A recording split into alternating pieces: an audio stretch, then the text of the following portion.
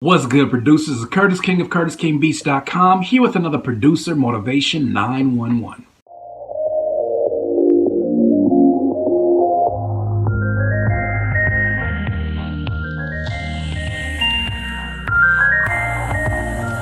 Producers, today we are going to talk about beat showcases. What are beat showcases? Basically, these are either shows or sets that are put in place for you to showcase your music, showcase the production that you've been working on. Now, there's a few different ways to approach a beat showcase. You want to make sure that you give the people a great variety of what you do, but at the same time, you want to have a cohesive set. So let's go over some pointers and some things to look out for when you're doing your first beat showcase. The way you want to approach a beat showcase, you want to think of it as a 10 to 15 minute demonstration of a few key points of your production. When you approach a beat showcase, they're typically between 10 to 15 minutes. Some of them are longer when you talk about actual DJ producer sets, but typically they're between 10 to 15 minutes. When you approach a beat showcase, you want to think of it as a demonstration of some highlights and some key points of your production. One, you want to think of a beat showcase as showcasing your variety as a producer. So maybe you do R&B, maybe you do trap, maybe you do sample hip hop. Maybe you're just versatile as hell and you want to show these people that you have that versatility, and that is great to do in a beat showcase. A beat showcase also displays your mixing skills. So it's an opportunity, one, to show that you do have great mixing with your beats, and also two, it's an opportunity for other producers to maybe inquire with you about your mixing techniques or maybe your mixing services. It's great for business in that regard as well. Beat showcases are also great to show how profitable your production can be to an artist. Now, if an artist is hearing you at a venue and he's hearing your beats come through and they sound larger than life on the speakers, guess what's going on through his mind?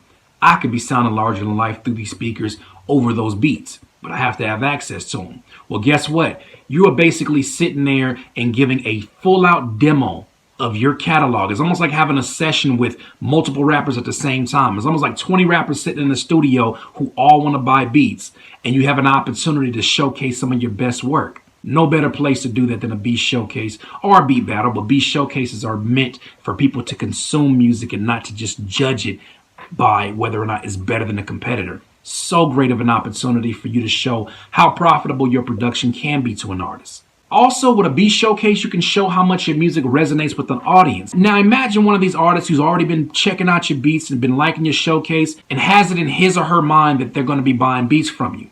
Now, think about how much that's heightened when they look around and see the reaction on people's faces. People oohing and ahhing at every kick and snare and every drop in your beats. It's so important when it comes to selling beats for you. And a beat showcase is a great opportunity to basically show off your business. It's a great opportunity to show off your real estate. Now, typically in beat showcases, when you're given 10 to 15 minutes, you're probably thinking, well, how's that enough time for me to showcase my variety? Well, the whole secret to it is you want to make sure that you're only playing about a minute to a minute and a half of your beats. That way you can get a good 8 or 9 beats into your actual set and still have that variety. Now, a minute and a half of a beat can be an intro, it can be the verse, it can be the chorus, it can be a few different change-ups. You can showcase a lot in a minute and a half or a minute. But you want to make sure you keep it down to a minute and a half, because it starts to draw on. Especially if your beats don't have a whole lot of change-ups, you want to make sure that you kind of keep it relegated down to that minute and a half to a minute, because people get bored. They get bored of hearing the same loop over and over again. It's like, okay, we get it. We've heard your loop. We know it's dope. Go to the next beat. So you want to make sure that you're the one in control of it. You don't want to make sure the audience is the one dictating when you should go. Have a very specific plan in terms of how you're going to attack that timing, and basically find how you can showcase as many beats without feeling like it's just you just skimming through beats. You want people to also enjoy your set and think of it as almost like a DJ set. Also, when you're playing beats, you want to make sure that you have beats with switch ups. So it could be the bass dropping off, it could be a little snare roll that you do, some toms coming in. You want to make sure that you have beats with switch ups, because they keep people's attention span and they keep them excited about what's coming next. Now, you may have beats that are already done and don't have switch ups. Well, there's no problem in manually adding those switch ups. I've done it before, to where I have beats that I have made specifically for a beat showcase. I actually suggest doing that, especially if you can maximize that minute to a minute and a half and really give the people an idea of just your skill level and all the things that you're able to do as a producer. Now, there's typically three types of ways that producers approach doing a beat showcase. One of them being which they use pre-made mixes. I myself have used pre-made mixes. And what I would do with these pre-made mixes is basically have 15 minutes already ready. I would either line it up in FL Studio or Adobe Audition or Pro Tools. I would line up the beats, line up the transitions, have echoes between them, and maybe cut out a beat and have a snare echo out into the next beat. I would basically make the transitions, and during the set, I would have my MIDI controller hooked up, then have like a couple of effects that are triggered on my MIDI keyboard. Say for instance this one. Here's where these knobs start coming in handy. I would basically trigger certain effects, and as the pre-made mix is playing, I'm just queuing up certain echo effects or delay effects, or taking it through a low pass to a high pass filter. So many different things that you can do in that 15 minutes so that people stay interested, and so that you don't sit up there looking like a goob. You want to make sure that you are active up there. You want to make sure that you're not just sitting there watching people's reaction, because it gets very awkward when you're not actually doing anything and you're supposed to be entertaining. A second common beat showcase you see is when people bring up live hardware. Now, it's almost like bypassing the keyboard. They'll go straight to an MPC or just a huge piece of hardware, and they'll basically just start playing their beats live or queuing them up. So that's another way to approach it. Same criteria applies to that when it comes to a minute and a half to a minute.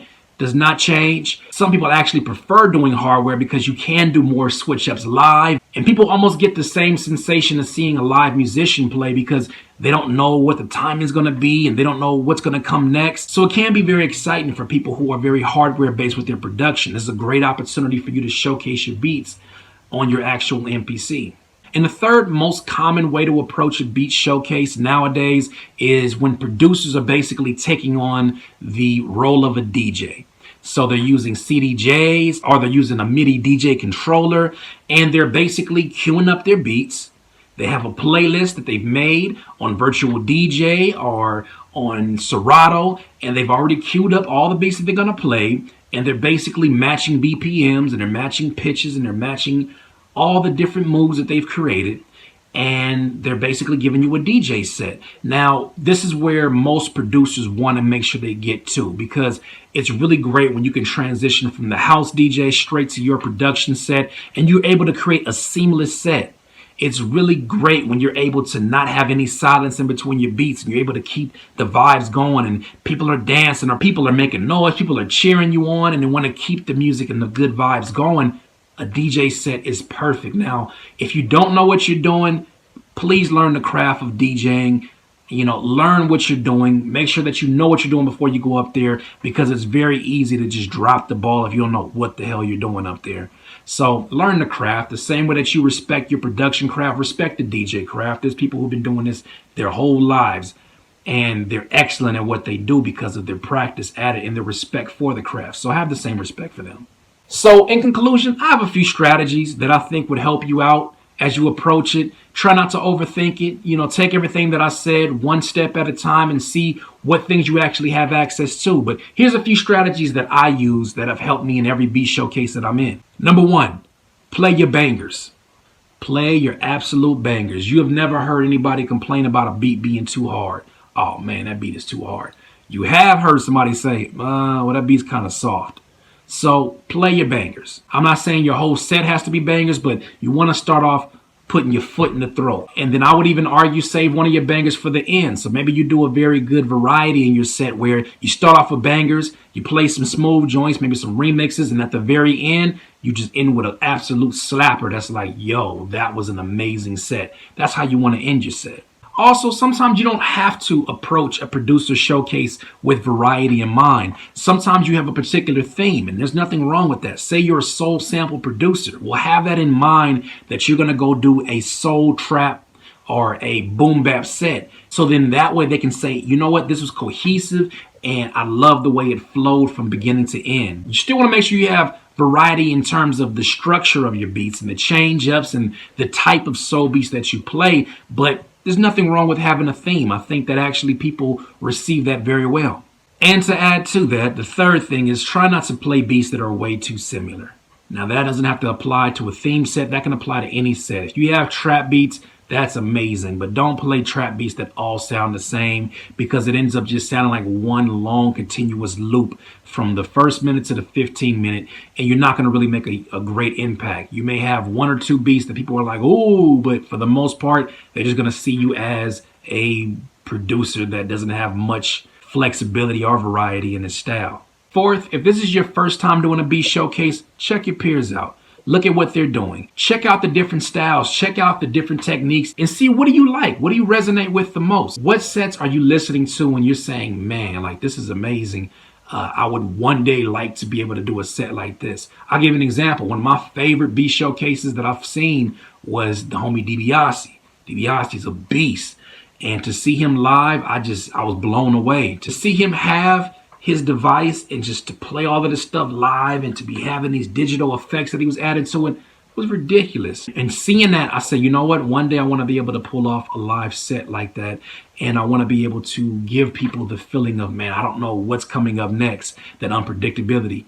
And I learned from him just watching him. So learn from your peers, learn from people who've been doing this, and just see how they go about their flow, see about how they go, what beats that they play, and just learn something from them. And last but not least, keep your track list a little free. Have a little freedom in terms of which beats you're going to play next. Because sometimes you may have a vision and say, you know, I'm about to play these trap bangers, and then you go to a beat showcase and you realize, man, everybody here loves hip hop or they love soul. Now, I'm not saying you should sell yourself out. If you don't make that, play your trap beats. But if you do make that and it's really good stuff, you want to make sure that you're playing something that is conducive to the type of night that it is. Now imagine going into like a jazz bar and everybody's playing these smooth beats, and then you're the one dude that comes and plays the trap beats and kind of kills the mood. I've seen it happen before. Now, it's up to you. Take your risk. I take risk all the time. I'm an asshole. Sometimes I like playing trap beats at a jazz club because it's just fun to look at the reactions. But everybody's not like me, and I don't expect you to be like me. I expect you to play the things that are going to make it a really great experience and make it a memorable experience for your audience. Because at the end of the day, you're trying to build up new clientele. At the end of the day, you want to be invited to other beat showcases. At the end of the day, you want to build up your fan base too as a producer. And beat showcases are an excellent way to do it. This has been another Producer Motivation 911. Curtis King of CurtisKingBeats.com. It ain't a game. Welcome to the show.